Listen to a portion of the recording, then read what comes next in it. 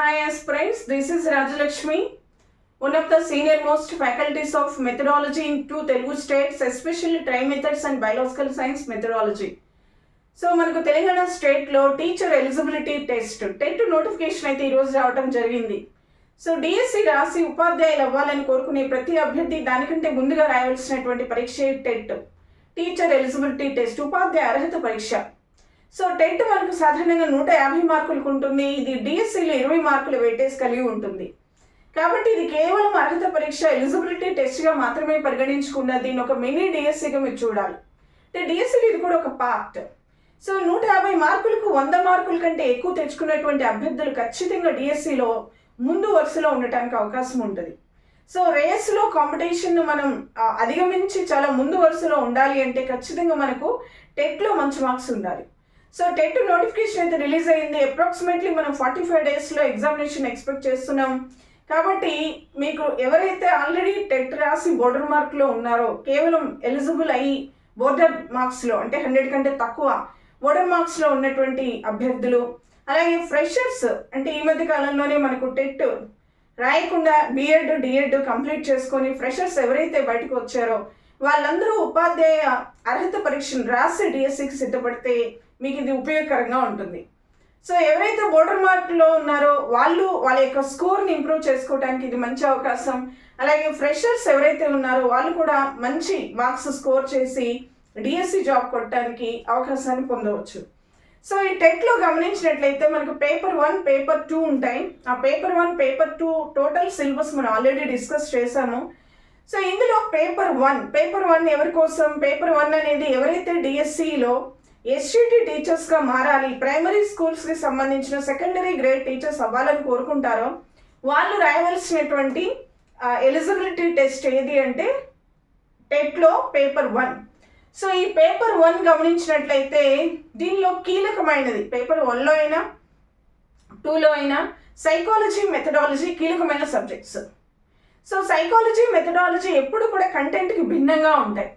Content అనేది మనం ఒక బుక్లో చదువుకుంటేనో లేదా చదువుకొని ఒకసారి మామూలుగా ఒక స్టూడెంట్ వేరొక స్టూడెంట్కి ఎక్స్ప్లెయిన్ చేసిన అర్థమయ్యే రీతిగా ఉంటుంది కంటెంట్.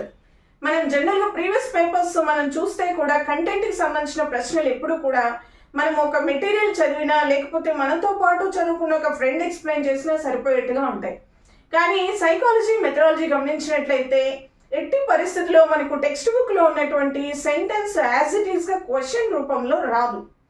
ఇది ఎప్పుడూ క్లాస్ రూమ్ సినారియోకి అప్లై చేసుకుంటూ అంటే ఆ క్లాస్ రూమ్ యొక్క సిచ్యువేషన్కు అప్లై చేస్తూ వచ్చేటువంటి క్వశ్చన్స్ ఎక్కువ ఉంటాయి.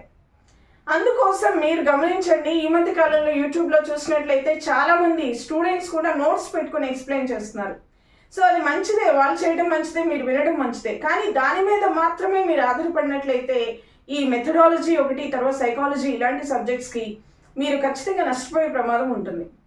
సో అలా నష్టపోవద్దు అంటే ఖచ్చితంగా మీరు మెథడాలజీ ఒకటి, సైకాలజీ ఒకటి, సీనియర్ మోస్ట్ లెక్చరర్స్ ఎవరైతే ఉన్నారో ఆఫ్లైన్లో గత 10-15 సంవత్సరాలుగా స్టేట్ వైడ్గా ఒక ఎక్స్పీరియన్స్ పొంది చాలా బ్యాచెస్ చెప్పి ఉన్నటువంటి అనుభవజ్ఞులైనటువంటి ఉపాధ్యాయులు లేదా లెక్చరర్స్ లేదా ఫ్యాకల్టీ యొక్క క్లాసెస్ వినడం అనేది మీకు చాలా ఉపయోగకరం. వాళ్ళు ఎన్నో డిఎస్సీలు ఎన్నో టెట్లు చూసుంటారు కాబట్టి వాళ్ళ టీచింగ్ ఎక్స్ప్లెనేషన్ ప్యాటర్న్ ఎలా ఉంటుంది అంటే డెఫినెట్గా మీకు ఎగ్జామినేషన్ ఓరియంటేషన్లో ఉంటుంది. సో మనకి తక్కువ డ్యూరేషన్లో మీరు మ్యాక్సిమం మార్క్స్ పొందడానికి ఎట్టి పరిస్థితుల్లోనే మీరు సీనియర్ లెక్చరర్స్ యొక్క క్లాసెస్ వినడం అనేది మీకు అన్ని విధాలా మంచిది. సో ఇక పేపర్ 1కి వస్తే పేపర్ 1లో మెథడాలజీ గురించి ఎస్పెషల్లీ ట్రై మెథడ్స్ గురించి మాట్లాడటం జరుగుతుంది.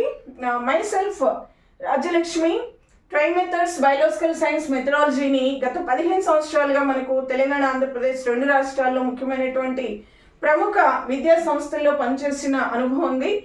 మన పాత 10 తెలంగాణ డిస్ట్రిక్ట్స్లో వేలాది మంది విద్యార్థులకు ట్రై మెథడ్స్ బోధించాను. సో కొంతమంది పూర్వ విద్యార్థులు కాల్ చేసి ట్రై మెథడ్కి సంబంధించినటువంటి మీ వీడియోస్ కోసం వెయిట్ చేస్తున్నాం మేడం, సో ఇది మొదలు పెట్టండి అని చాలా రోజుల నుంచి అడుగుతున్నారు. బట్ గురుకుల్ అది కంప్లీట్ అయిపోయి ఒక కొలిక్ వచ్చిన తర్వాత ఇది స్టార్ట్ చేయాలని చేయకపోవడం జరిగింది.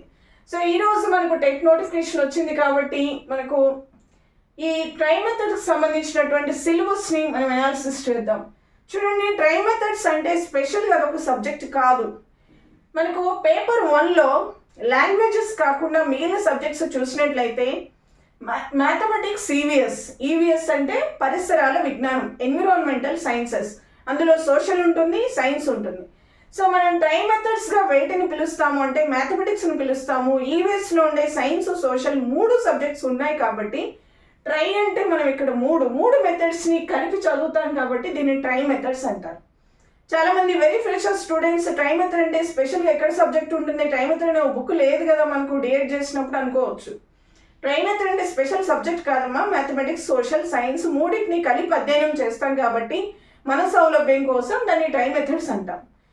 సో ఈ ట్రై మెథడ్లో మనం డిస్కస్ చేసేటువంటి సబ్జెక్ట్స్ మ్యాథమెటిక్స్ అండ్ ఈవీఎస్ అంటే ప్రైమరీ లెవెల్లో సోషల్ సైన్స్ని కలిపి మనము పరిసరాల విజ్ఞానము లేదా ఎన్విరాన్మెంటల్ సైన్సెస్ లేదా ఈవీఎస్ అంటాం. సో ఇందులో మనకు సిలబస్ ఎప్పుడు కూడా మనకు వెబ్సైట్లో ఇచ్చేది ఇంగ్లీష్ మీడియంలో ఉంటుంది. సో ఇంగ్లీష్ మీడియంలో ఇచ్చేటువంటి ఈ సిలబస్ని మీకు యాజ్ ఇట్ ఈస్గా నేను ట్రాన్స్లేట్ చేస్తాను. చేసి మనము ఏ యూనిట్స్ నుంచి ఎక్కువ క్వశ్చన్స్ వచ్చే అవకాశం ఉంది, వెయిటేజ్ ఎక్కువ ఏ యూనిట్స్కి ఉంటాయి, ఆ యూనిట్స్లో ఏ సిలబస్ని మనం డిస్కస్ చేయాలి, way of questions, pattern of question ఏ విధంగా ఉంటుంది, మీరు ఏ బుక్స్ డిస్కస్ చేస్తే, మీరు ఏ బుక్స్ ప్రిపేర్ అయితే మ్యాక్సిమం స్కోర్ చేయడానికి అవకాశం ఉంటుందో ఈ వీడియోలో మనం డిస్కస్ చేద్దాం. సో చూడండి, ట్రై మెథడ్స్ టోటల్గా మనకు 12 మార్క్స్ ఉంటుంది. టెట్లో 12 మార్కులు, 12 బిట్స్ వస్తాయి. Each bit carries 1 mark. So 12 bits వస్తాయి మనకు, 12 క్వశ్చన్స్ 12 మార్క్స్. ఈ 12 మార్క్స్లో 6 మార్క్స్ మ్యాథమెటిక్స్ పెడగాజీకి వస్తుంది. 12 మార్క్స్లో 6 మార్క్స్ మ్యాథమెటిక్స్ పెడగాజీ, అలాగే ఈవీఎస్ పెడగాజీ లేదా ఈవీఎస్ మెథడాలజీకి 6 మార్క్స్ ఉంటాయి అనమాట. 6 + 6 12. మ్యాథమెటిక్స్కి కొంచెం ఎక్కువ వెయిటేజ్ ఉంటుందమ్మా. ఈవీఎస్ అంటే సోషల్ సైన్స్ 2 కలిపేసి దీనిలోనే మనం అధ్యయనం చేస్తాం కాబట్టి 2 కలిపి 6 మార్కులకి ఇవ్వబడుతుంది.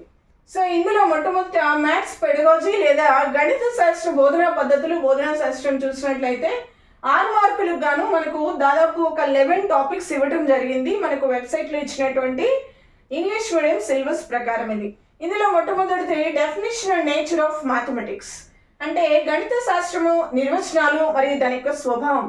సో గణిత శాస్త్రం అంటే అర్థం ఏంటి, దాని యొక్క నిర్వచనాలు, గణిత శాస్త్రవేత్తలు చాలామంది గణిత శాస్త్రం యొక్క అధ్యయనం చేసే క్రమంలో నిర్వచనాలు ఇచ్చారు, దాని స్వభావం ఏంటి, అర్థం ఏంటి, పరిధి, ఇవన్నీ దీనిలో చూస్తాం. So second AIIMS, values, instructional objectives and academic standards. ఇది చాలా బిగ్గెస్ట్ యూనిట్ అని చెప్పొచ్చు ఏ సబ్జెక్ట్లో అయినా. ఎయిమ్స్ అంటే ఉద్దేశాలు, వాల్యూస్ అంటే విలువలు, ఇన్స్ట్రక్షనల్ ఆబ్జెక్టివ్స్ అంటే బోధనా లక్ష్యాలు. సో ఇప్పుడు మనం ఎన్సిఎఫ్ 2005 రికమెండేషన్స్ వల్ల ఒక 10 years నుంచి ఇన్స్ట్రక్షనల్ ఆబ్జెక్టివ్స్ బదులుగా అకాడమిక్ స్టాండర్డ్స్ అమల్లో ఉన్నాయి, విద్యా ప్రమాణాలు. సో మ్యాథమెటిక్స్ లేదా గణిత శాస్త్రంలో 5 విద్యా ప్రమాణాలు ఉన్నాయి. ఆ 5 విద్యా ప్రమాణాలను మనం ఇండికేటర్స్ అంటే సూచికలతో సహా మనం ఇక్కడ డిస్కస్ చేస్తాం అనమాట. సో ఇది biggest unit AIIMS, values, instructional objectives and academic standards. అంటే తెలుగులో ఏం చెప్పుకున్నా, ఉద్దేశాలు, విలువలు, బోధనా లక్ష్యాలు మరియు విద్యా ప్రమాణాలు. Academic standards of teaching mathematics అని ఉంటుంది. అంటే గణిత శాస్త్రం యొక్క బోధన అనేది చివరిలో యాడ్ చేయబడి ఉంటుంది. నెక్స్ట్ మెథడ్స్ ఆఫ్ మ్యాథమెటిక్స్, గణిత శాస్త్రంలో బోధనా పద్ధతులు. ఇది కూడా most important. Of course everything is important in methodology ఏది వదిలేయడానికి ఉండదు. సో ఇందులో మెథడ్స్ ఆఫ్ మ్యాథమెటిక్స్ అంటే బోధనా పద్ధతులు. ఉపాధ్యాయుడు తన పాఠ్యాంశాన్ని విద్యార్థులకు బోధించేటప్పుడు ఏ బోధనా పద్ధతిని ఎంపిక చేసుకోవాలి. సో ఇందులో మనము మెథడ్, పద్ధతి అంటే ఏంటి, వ్యూహం అంటే ఏంటి, స్ట్రాటజీ అంటారు ఇంగ్లీష్లో. తర్వాత అప్రోచెస్, ఉపగమాలు అంటే ఏంటి, దాని యొక్క డెఫినేషన్స్ చూస్తాం. దీంతో పాటు మ్యాథమెటిక్స్లో మనకు ఆగమనము, నిగమనము అవి బోధనా పద్ధతులుగా ఉన్నాయి. విశ్లేషణ, సంశ్లేషణ అనే పద్ధతులు ఉన్నాయి. సమస్య పరిష్కార పద్ధతి ఉంది, ప్రాజెక్టు పద్ధతి ఉంది, అన్వేషణ పద్ధతి ఉంది, క్రీడా పద్ధతి ఉంది, కృత్యాధార పద్ధతి ఉంది. ఆ క్రీడా పద్ధతిలోనే మాంటిసోరీ, ప్రోబెల్ వీళ్ళు చెప్పినటువంటి పద్ధతులు ఉన్నాయి. సో ఇవన్నీ కూడా బోధనా పద్ధతులుగా డిస్కస్ చేస్తాము. తర్వాత ఇన్స్ట్రక్షనల్ మెటీరియల్ ఇన్ మ్యాథమెటిక్స్ అంటే ఇది ఒక రకంగా బోధనోపకరణాలు, TLM అంటాం. సో ఇందులో మనము ఇన్స్ట్రక్షనల్ మెటీరియల్స్ అనేవి 3 సబ్జెక్ట్స్ కలిపి ఒక పెద్ద ఫ్లో చార్ట్ తీసుకొని డిస్కస్ చేస్తాము. సో ఎస్పెషల్లీ మ్యాథమెటిక్స్లో ఉంటే గ్రాఫ్స్, తర్వాత మనకు గ్రిడ్ పేపర్, ఇలాంటి TLMతో పాటుగా మనకు మ్యాథమెటిక్స్ కిట్ గురించి కూడా దీనిలో డిస్కస్ చేస్తాము. దీనిలో మనకు గణిత శాస్త్ర పేటిక లేదా మ్యాథమెటిక్స్ కిట్. సో దానిలో ఉన్నటువంటి వస్తువులు ఏమేమి ఉన్నాయి వాటి గురించి పూర్తి డిస్కషన్ కూడా ఇందులో చేస్తాం. నెక్స్ట్ ఇన్స్టిట్యూషనల్ ప్లానింగ్ అంటే బోధన ప్రణాళిక. ఇందులో ప్లాన్స్ చూస్తాము. ప్లాన్స్ అంటే ప్రణాళికలు. అంటే ఏ ప్రణాళికలు? ఇయర్ ప్లాన్ వార్షిక ప్రణాళిక, యూనిట్ ప్లాన్ ప్రస్తుతం unit plan is equal to lesson plan. పాఠ్య పథకం అన్న యూనిట్ ప్రణాళిక అన్న ఒకటే ప్రస్తుతం. సో ఆ రెండు చూస్తాము. థర్డ్ది పీరియడ్ ప్లాన్, పీరియడ్ పథకము. సో ఈ ప్లానింగ్ అంతా 3 రకాల ప్లాన్స్ గురించి. ఇందులో స్టాండర్డ్ మోడల్స్ కూడా ఉన్నాయి. హెర్బర్ట్ లెసన్ ప్లాన్ అని, బ్లూమ్స్ ఇవాల్యూషన్ మోడల్ అని, అంటే బ్లూమ్ యొక్క మూల్యాంకన రకానికి సంబంధించిన ప్రణాళిక అదొకటి ఉంది. తర్వాత ఆర్సీఏ మోడల్. సో అవి కూడా ఇందులో మనం డిస్కస్ చేస్తాం. తర్వాత continuous comprehensive evaluation process and procedures. Continuous comprehensive evaluation in teaching mathematics అని ఉంటుంది. గణిత శాస్త్ర బోధనలో కంటిన్యూస్ కాంప్రహెన్సివ్ ఇవాల్యూషన్ అంటే నిరంతర సమగ్ర మూల్యాంకనము, దాని యొక్క విధి విధానాలు, ప్రొసీజర్స్ ఏంటి, ప్రాసెస్ ఏంటి. సో ఇందులోనే మనకి ఇచ్చాడు formative assessment, summative assessment. So ఇంతకు ముందు ఉన్నటువంటి సాంప్రదాయ మూల్యాంకన విధానాలకు బదులుగా ప్రస్తుతం నిరంతర సమగ్ర మూల్యాంకనం అనేది అభ్యసనలో అంతర్భాగంగా నిరంతరంగా జరగాలి అని జాతీయ విద్యా ప్రణాళిక చట్టం 2005 ఇచ్చినటువంటి సిఫార్సుల మేరకు ట్రెడిషనల్ ఇవాల్యూషన్ స్థితిలో, అంటే ట్రెడిషనల్ ఇవాల్యూషన్ అంటే సాంప్రదాయ మూల్యాంకనం, ఇంతకు ముందు ఉన్నటువంటి సాంప్రదాయ మూల్యాంకన పద్ధతుల స్థానంలో ప్రస్తుతం మనము నిరంతర సమగ్ర మూల్యాంకనం ఉపయోగిస్తున్నాం. కాబట్టి ఇందులో ఫార్మేటివ్ అసెస్మెంట్ అంటే నిర్మాణాత్మక మదింపు, సంగ్రహణాత్మక మదింపు అని 2 ఉంటాయి. సో ఆ 2 కూడా ఇందులో మనం డిస్కస్ చేస్తాం. తర్వాత డిజైనింగ్ అడ్మినిస్ట్రేషన్ అనాలిసిస్ ఆఫ్ సాట్ అంటే స్కాలాస్టిక్ అచీవ్మెంట్ టెస్ట్. దీని గురించి డిజైనింగ్ అడ్మినిస్ట్రేషన్ అంటే ఏం లేదమ్మా, యూనిట్ టెస్ట్ యొక్క నిర్మాణం ఎలా ఉంటుంది, యూనిట్ టెస్ట్ తయారు చేయడానికి సోపానాలు ఏమున్నాయి, ఇందులో బ్లూ ప్రింట్ ఎలా ఉంటుంది, దాని యొక్క విశ్లేషణ ఎలా ఉంటుంది, ఇదంతా చూస్తాం. తర్వాత diagnostic and remedial teaching. Diagnostic అంటే లోప నిర్ధారణ, రెమెడియల్ అంటే సవరణాత్మక. గణితంలో వెనుకబడినటువంటి విద్యార్థుల కోసం గణితాన్ని చక్కగా బోధించడానికి మనం అందించవలసినటువంటి రెమెడియల్ అంటే సవరణాత్మక బోధన, దాని గురించి ఇందులో డిస్కస్ చేస్తాం. ది మ్యాథమెటిక్స్ టీచర్, ఒక గణిత ఉపాధ్యాయునికి ఉండవలసినటువంటి మంచి లక్షణాలు ఏంటి అనేది ఇక్కడ చూస్తాం. రిసోర్స్ యూటిలైజేషన్ అంటే పరిసరాలలో ఉన్న వనరులను గణిత బోధనలో ఉపాధ్యాయుడు ఎలా ఉపయోగించుకుంటాడు అనేది ఇక్కడ ఉంటుంది. Curriculum and text book. Curriculum అంటే విద్యా ప్రణాళిక. సో కరికులంలో కూడా మనము మీనింగ్, కరికులం యొక్క టైప్స్, దానిలో కొన్ని అప్రోచెస్ ఉన్నాయి. అప్రోచెస్ అంటే ఉపగమాలు. విద్యా ప్రణాళిక అంటే ఏంటి, నిర్వచనాలు, విద్యా ప్రణాళిక ఉపగమాలు, విద్యా ప్రణాళిక యొక్క సూత్రాలు. దీనిలోనే మనకు జాతీయ విద్యా విధానాలు, అలాగే జాతీయ విద్యా ప్రణాళిక చట్టాలు, కరికులం ఫ్రేమ్వర్క్స్.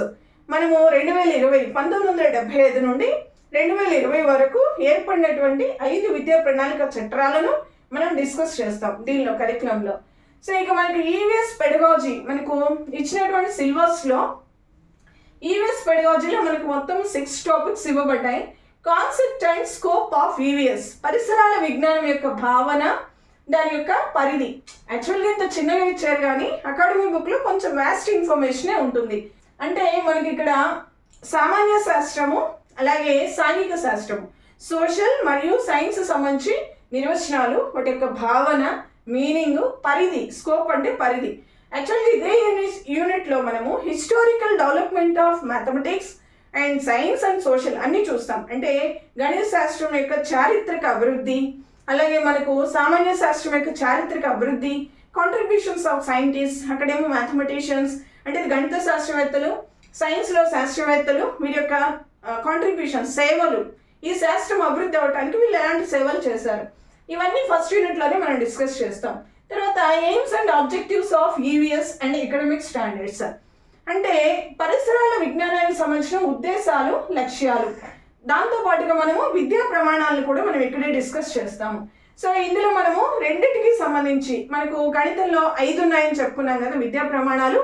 అలాగే మనకు సోషల్ స్టడీస్కి వచ్చే వరకు మొత్తం 6 ఉన్నాయి, 6 విద్యా ప్రమాణాలు ఉన్నాయి. సైన్స్కి వచ్చే వరకు 7 విద్యా ప్రమాణాలు ఉన్నాయి.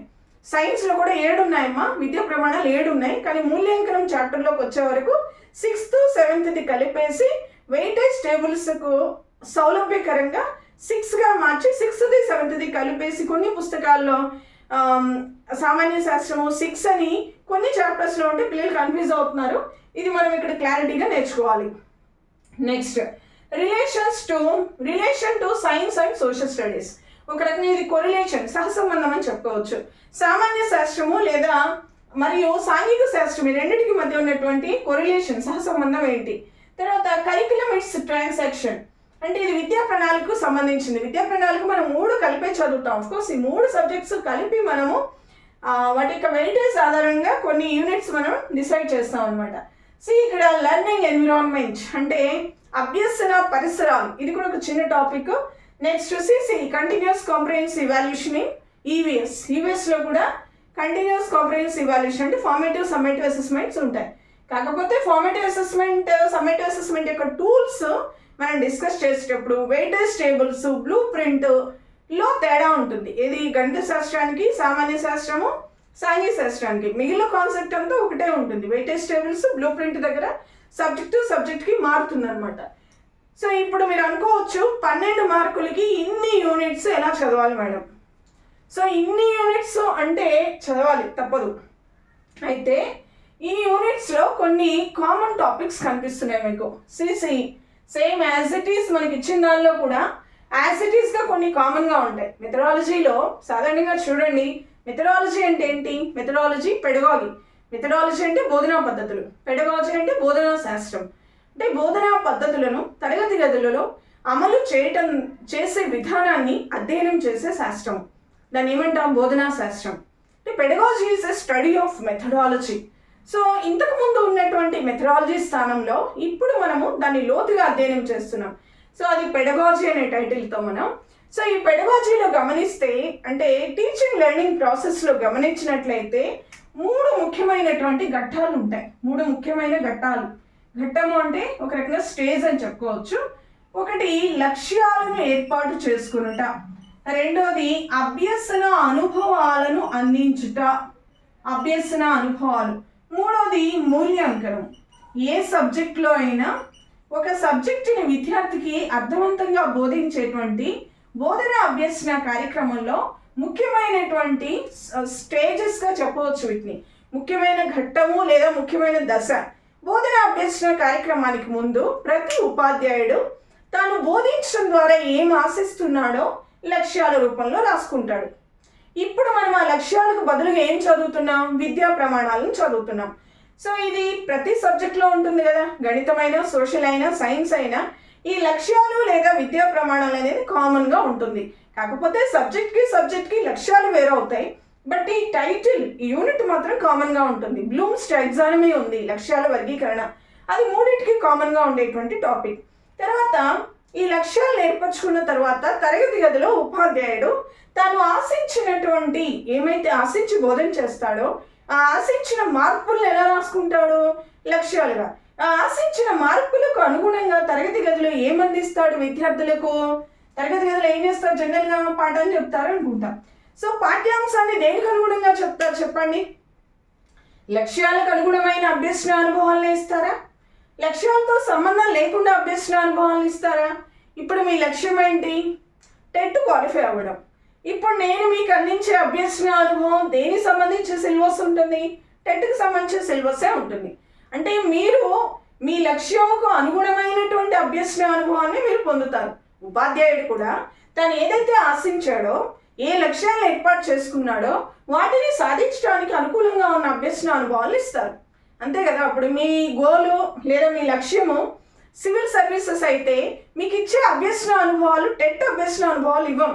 సివిల్ సర్వీసెస్కి సంబంధించిన సబ్జెక్ట్సే మీకు బోధిస్తాం, అవే మీకు చదవాల్సి ఉంటుంది. సో తరగతి గదిలో ఎప్పుడు కూడా ఉపాధ్యాయుడు అందించేటువంటి అభ్యసన అనుభవము లక్ష్యాలకు అనుగుణంగా ఇవ్వబడుతుంది. తర్వాత ఈ అభ్యసన అనుభవాలు, ఈ విషయం మీకు అర్థమైంటుంది కదా. అభ్యసన అనుభవాలు, లక్ష్యాలు.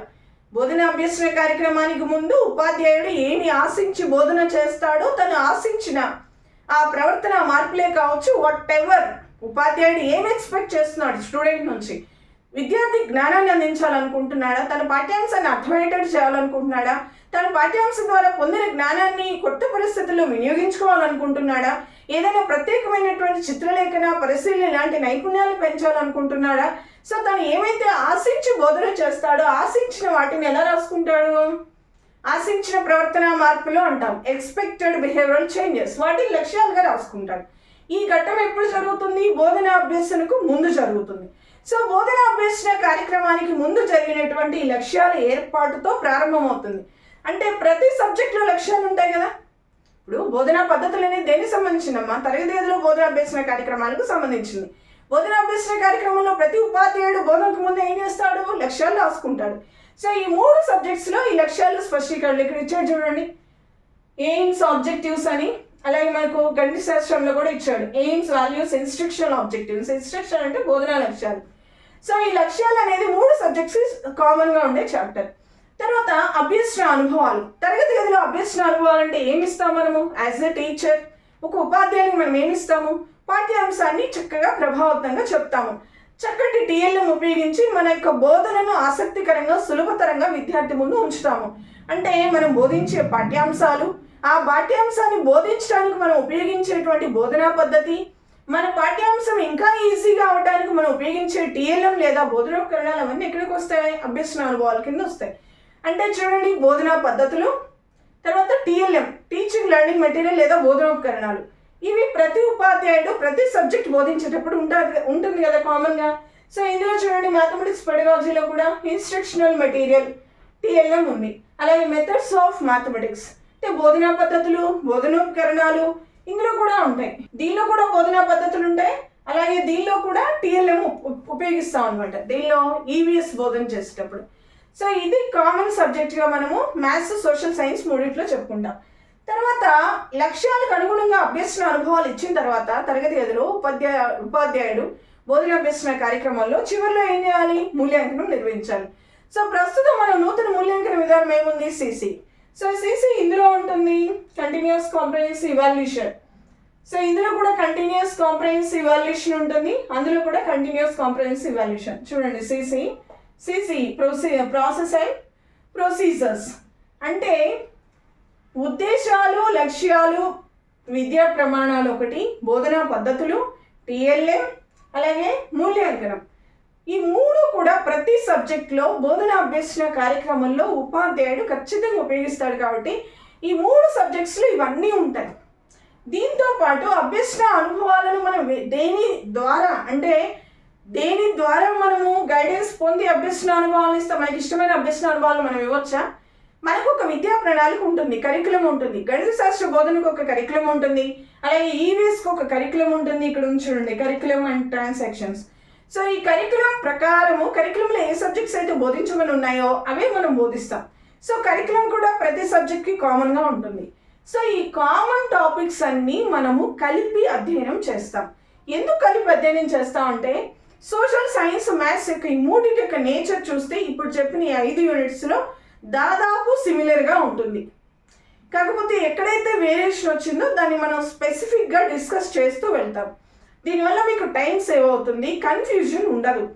ఇప్పుడు దీనిలో కరికులం, ఈ 3 సబ్జెక్ట్స్లో కరికులం విడివిడిగా చదివారనుకోండి, ఒక రకమైన కన్ఫ్యూజన్ వస్తుంది. సో మూడింట్లో ఉండే కరికులం యొక్క మీనింగ్ బ్రాడ్గా ఒకటే, అయితే ఎందులో ఏమేమి అప్రోచెస్ ఉన్నాయో విడివిడిగా మనం చెప్పుకుంటూ వెళ్తే ఒక మంచి కాంప్రహెన్సివ్ కాన్సెప్ట్, సమగ్రమైన ఒక భావన మీకు ఏర్పడుతుంది.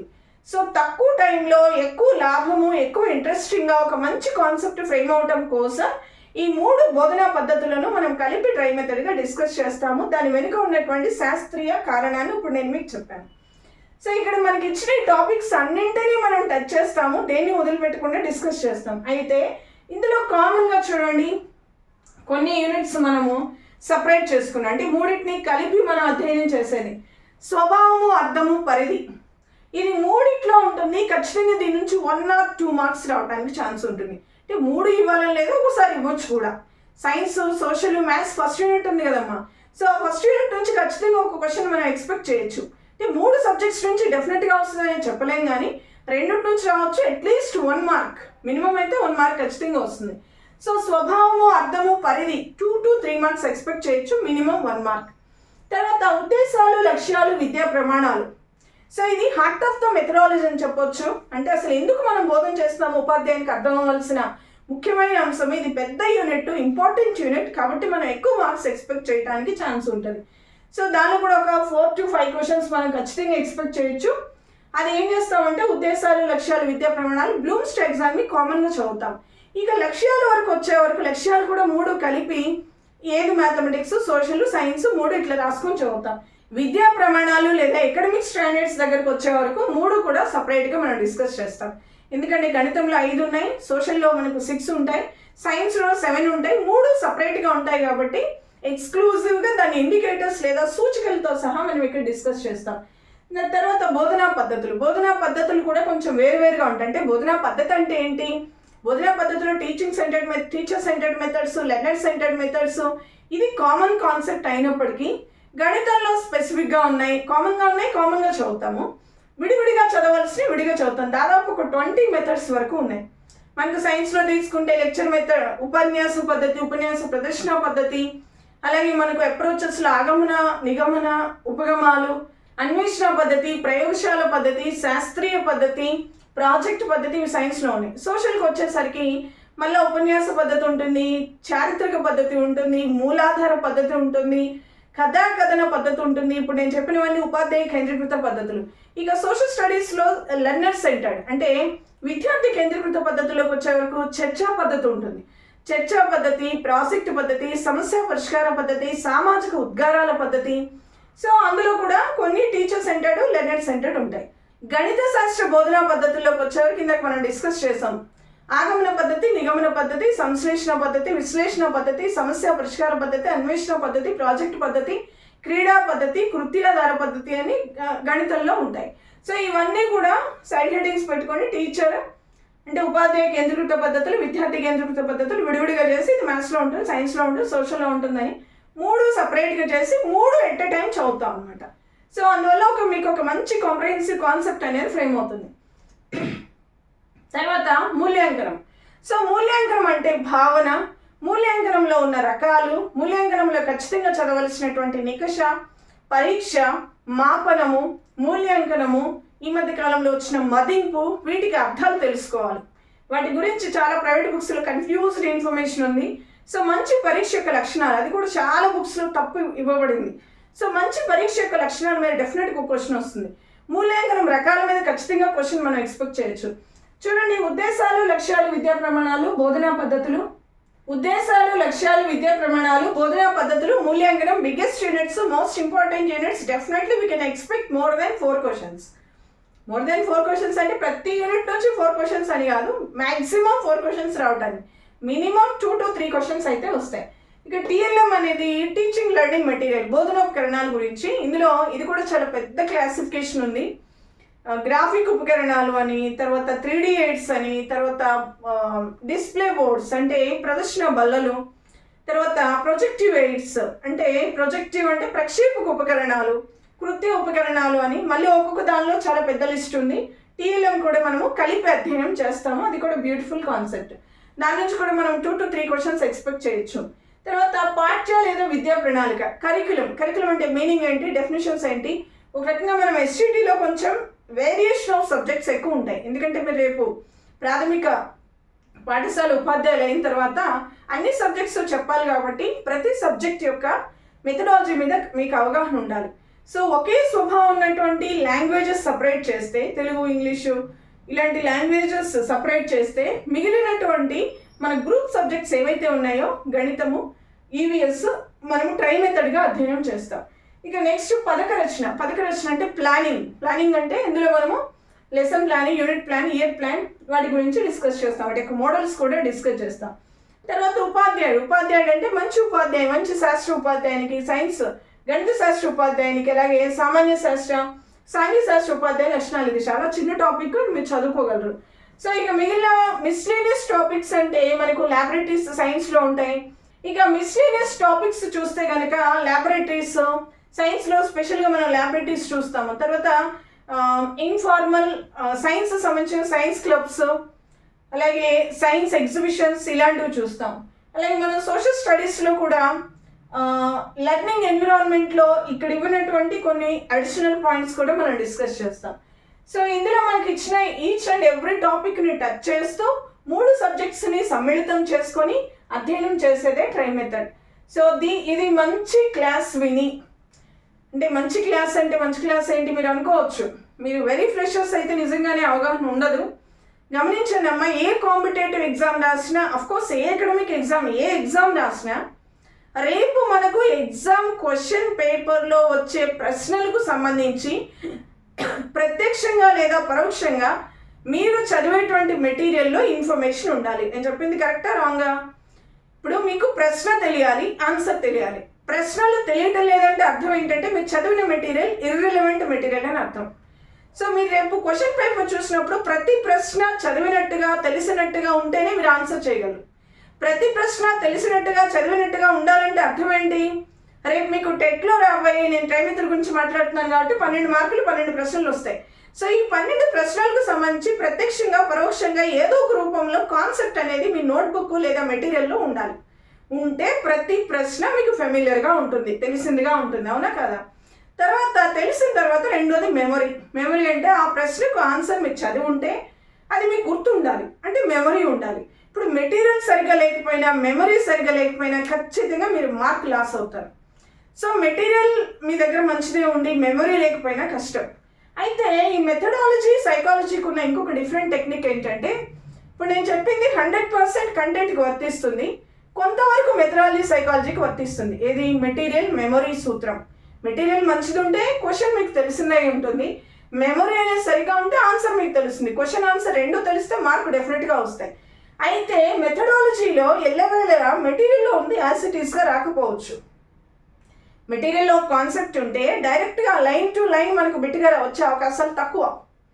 ఈ రోజుల్లో ఇప్పుడున్న కాంపిటీషన్లో అలాంటి క్వశ్చన్స్ అసలు మనం ఎక్స్పెక్ట్ చేయకూడదు. ప్రతి క్వశ్చన్ ట్విస్ట్ చేసి ఆ కాన్సెప్ట్ మీద సమగ్రమైన అవగాహన మీకు ఉంటేనే ఆన్సర్ చేయగలిగే విధంగా ఆప్షన్స్, క్వశ్చన్స్. ఒక 10 years బ్యాక్ డిఎస్సి టెట్లను ఇప్పుడు కనుక చూసినట్లయితే, 10 years బ్యాక్ కూడా టెట్ జరిగింది 2012కి ముందు. అప్పుడు జరిగిన టెట్ చాలా డైరెక్ట్ క్వశ్చన్స్, కంటెంట్, మెథడాలజీ, సైకాలజీలో. ఇప్పుడు ఒక మనకు 18, 17 ఈ టైంకి వచ్చే వరకు జరిగిన టెట్లతో పోల్చుకుంటే ఒక 10 years గ్యాప్లో చూస్తే అసలు క్వశ్చన్స్లో చాలా వేరియేషన్ ఉంది. Way of asking, pattern of questions change అయిపోయినాయి. సో ఇప్పుడు మీరు మెథడాలజీని ఒక క్వశ్చన్ ఆన్సర్ చేయాలంటే ఖచ్చితంగా దానికి సంబంధించినటువంటి కాన్సెప్ట్ యొక్క అన్ని కోణాలు మీకు తెలిసి ఉండాలి. సో అలా అర్థం చేసుకోవాలంటే కేవలం మీకు మెటీరియల్, మెమరీ 2 ఉంటే సరిపోదు. మంచి డిస్కషన్ చేయగలిగినటువంటి, సబ్జెక్ట్ని కరెక్ట్గా ప్రజెంట్ చేయగలిగినటువంటి లెక్చర్ క్లాస్ మీరు ఖచ్చితంగా వినాలి. ఇది మాత్రం 100% వాస్తవం. ఇది దేనిలో వర్తిస్తుంది అంటే మెథడాలజీలో వర్తిస్తుంది, సైకాలజీలో వర్తిస్తుంది. Be careful. సో మిగిలిన కంటెంట్ మీరు ఎవరి క్లాస్ విన్నా, మంచి మెటీరియల్, అసలు మీరు డైరెక్ట్గా టెక్స్ట్ బుక్స్ పెట్టుకున్నా మోర్ దెన్ ఎనఫ్, మీరు ఓన్గా ప్రిపేర్ అయినా అవ్వగలుగుతారు. సో సైకాలజీ, మెథడాలజీ మాత్రం అలాంటి పనులు చేయకండి. అలాంటి పనులు చేసినప్పుడు ఏమవుతుంది అంటే ఎగ్జామ్కి వెళ్ళే వరకు నేను బాగా చదువుకున్నాను, నా దగ్గర చాలా బుక్స్ ఉన్నాయి, మెటీరియల్ బాగుంది, అదే మెథడాలజీ, అదే సైకాలజీ అనుకుంటాం. మీరు ఎగ్జామ్ రాసిన తర్వాత తెలుస్తుంది. ఇటీవల గురుకుల్ జరిగింది కదా, మనం ఒక టెస్ట్ సిరీస్ పెట్టాము. కొంతమంది పిల్లలు చాలామంది కాల్ చేసి చెప్తున్నారు, మేము సో కోచింగ్ ఇన్స్టిట్యూట్లో వేరే దగ్గర కొన్ని క్లాసెస్ విన్నాం మేడం, కానీ ఈ టెస్ట్ సిరీస్ రాస్తుంటే అసలు మెథడాలజీ అంటే ఏంటో మా కళ్ళు తెచ్చుకున్నాయని చాలామంది పిల్లలు చెప్పారు. సో మెథడాలజీ, సైకాలజీలో ఉన్నటువంటి డేంజరస్ సిచ్యువేషన్ ఏంటంటే, ఒక బుక్ పెట్టుకొని బుక్ మొత్తం పట్టేసి నాకు మెథడ్ బాగా వచ్చిందని స్టూడెంట్ అనుకుంటాడు. కానీ రేపు ఎగ్జామ్కి వెళ్ళిన తర్వాత అసలు వే ఆఫ్ ఆస్కింగ్ క్వశ్చన్స్ ఎలా ఉన్నాయని తెలుస్తుంది. కాబట్టి ఫ్రెషర్స్, అలాగే ఒక టెట్ రాసిన పిల్లలు, అంటే చాలా ఎక్స్పీరియన్స్ లేకుండా ఫ్రెషర్స్, ఈ మధ్య కాలం వచ్చే స్టూడెంట్స్, మీరు మరీ జాగ్రత్తగా ఉండాలి. మీకు వే ఆఫ్ క్వశ్చనింగ్ అనేది మీకు తెలియదు కాబట్టి మెథడ్, సైకాలజీ ఎలా చదవాలో తెలుసుకోవడం అనేది చాలా ఇంపార్టెంట్. కాబట్టి మెటీరియల్తో పాటు మెమరీ, ఈ రెండింటికన్నా ముఖ్యంగా మెథడాలజీ మీరు చాలా ఎక్స్పీరియన్స్ ఉన్నటువంటి మంచి లెక్చర్ క్లాస్ వినడం వలన మీ ప్రిపరేషన్ అనేది బూడిదలో పోసిన పన్నీరుగా వేస్ట్ అవ్వకుండా ఉంటుంది. So be careful. Method, psychology విషయంలో టెట్, ఈ విషయం నేను ఈ మధ్య కాలంలో గమనించి ఆ విషయం మీకు చెప్పాలని చెప్తున్నాను. సో ఇది ట్రై మెథడ్, పేపర్ 1లో ఉన్నటువంటి ట్రై మెథడ్ యొక్క సిలబస్ అనాలిసిస్. సో దీనికి సంబంధించినటువంటి వీడియో క్లాసెస్, తర్వాత మెటీరియల్, మనం చేత్తోనే నేను ప్రిపేర్ చేసినటువంటి మెటీరియల్, ఫ్రెష్గా అప్డేటెడ్ బుక్స్ నుంచి, అలాగే ప్రాక్టీస్ బిట్స్, ఈ మూడిటితో కలిపినటువంటి ఒకటి వీడియో క్లాసెస్ అందుబాటులో ఉన్నాయి. తర్వాత మనకు మెటీరియల్, తర్వాత ప్రాక్టీస్ టెస్ట్. ఈ మూడు కూడా ఈ షార్ట్ పీరియడ్లో మీరు ఓన్గా చేసుకునే టైం ఉండదు కాబట్టి ఇవి మన యాప్లో అవైలబుల్గా ఉండబోతున్నాయి. కాబట్టి గమనించండి, మీరు యాప్ని డౌన్లోడ్ చేసుకొని వినియోగించుకోవచ్చు. సో ఇది సిలబస్ కూర్చున్నటువంటి సమాచారం.